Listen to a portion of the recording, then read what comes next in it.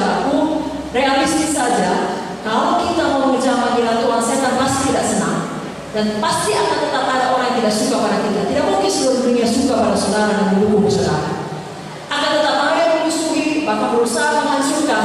Namun kita tidak bisa membiarkan mereka menghentikan kita menyelesaikan panggilan Tuhan. Saudara bisa baca Mazmur 18 ayat 1 sampai akhir.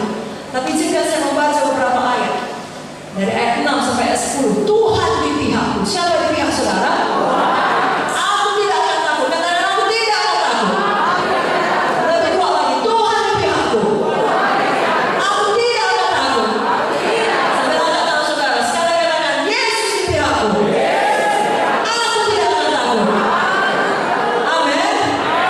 Baik, saya bacakan terus. Apa yang dapat dilakukan manusia terhadap aku? Tuhan di pihakku menolong aku. Aku akan memandang rendah mereka yang membenci aku. Lebih baik berlindung pada Tuhan daripada percaya pada manusia. Lebih baik berlindung pada Tuhan daripada percaya pada para bangsawan. Segala bangsa melihat aku demi nama Tuhan. Sesungguhnya aku pukul mereka mundur. Inilah yang perlu kita lakukan. Maju terus, selesaikan panggilan Tuhan. Raksasa bisa datang di dalam nama Yesus, saudara pukul mereka mundur. Nah, saudara tidak fokus kepada hal itu. Saudara fokus pada upah yang kekal menanti saudara. Hidup di dunia ini sangat sementara. Seandainya saudara hidup sampai 120 tahun pun, itu masih sangat sementara dibandingkan kekekalan. Itu sebabnya apapun dikatakan orang, pada saat sekarang ini kita belajar untuk tidak membiarkan itu menghentikan kita. Apalagi di zaman yang penuh dengan hoax, saudara, itu sangat mudah membunuh karakter seseorang. Baik dengan kebohongan langsung diberitakan dari depan mimbar seperti ini, atau melalui sosial media. Kalau itu sempat menimpa saudara, jangan takut, jangan berhenti, maju terus, saudara, fokus pada upah dari Tuhan. Kalau bagaimana maju kalau seluruh dunia mempercayai kebohongan mengenai saya, padahal itu bukan kebenaran, itu jelas hoax, saudaraku. Hamba-hamba Tuhan biar kita telah terlebih dahulu mengalaminya dan mereka benar. Kalau mereka ditolong Tuhan, saya dan saudara juga ditolong Tuhan.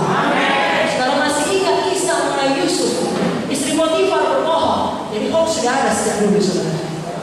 Dan dia berkata, itu Yusuf hendak berbuat jahat. Lalu semua percaya dan Yusuf dijebloskan dalam penjara. Di mata dunia Yusuf bersalah. Di mata dunia Yusuf tidak tahu untung. Sudah diangkat ya menjadi orang berkuasa oleh Potifar. Malah buat jahat sama istrinya. Yusuf layak dimasukkan penjara. Hanya dia yang tahu kebenarannya. Tuhan yang tahu kebenaran. Dan tentunya istri Potifar juga. Tetapi istri Potifar berbohong. Semua percaya pada kebohongan. Namun Tuhan kita Tuhan yang adil.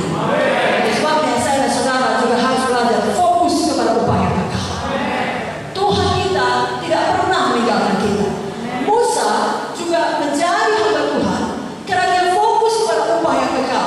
Saudara buka dalam buku Ibrani 11 ayat 23 sampai 26 dikatakan karena iman. Saudara berkata karena iman. Karena iman maka Musa setelah ia lahir disembunyikan selama 3 bulan oleh orang tuanya karena mereka melihat bahwa anak itu elok rupanya dan mereka tidak takut akan perintah raja.